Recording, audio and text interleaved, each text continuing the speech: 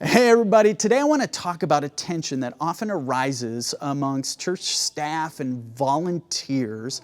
And one thing you can do that I believe will unify your team and alleviate those tensions just like that. Here's the tension. The tension that often happens amongst church teams, church staff, and volunteers is this. A pastor will always want just a few more minutes of preaching, right? We pastors, we love to talk. It's the only thing we can do, so we want to do a lot of it.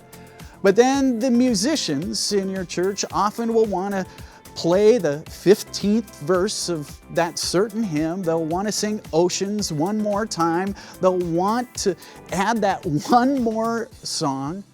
And then there's tension, right? Because you only have so much time that people are sitting in your pews.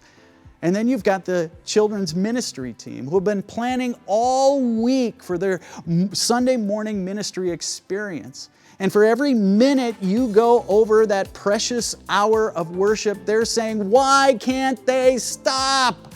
So we can deliver the goods to their kids.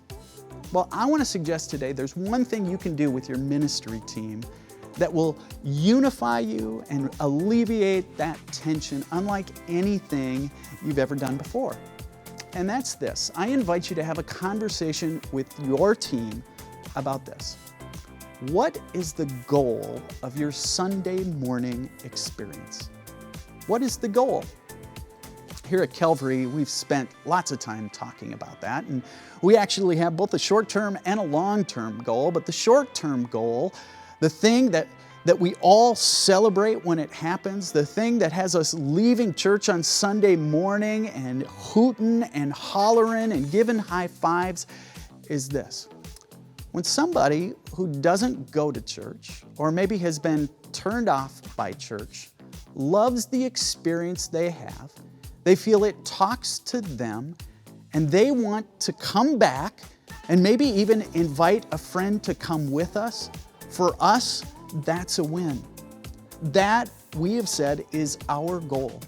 We want people who maybe aren't into church, people who don't attend church, to experience something that leads them to want to come back, that talks to them. That's our goal. It doesn't need to be your goal, but that's our goal. And so our musicians, that's what they're working towards. Me as the preacher, that's what I'm working towards. Our kids' ministry team, that's what they're working for. That's our short-term goal. Ultimately, our long-term goal is obviously that the story of Jesus is open to the people who attend our church so much that their lives are changed. That's our long-term goal. We hope that marriages are changed, that their parenting is transformed, that they experience a hope, a peace, and joy unlike they've ever experienced before.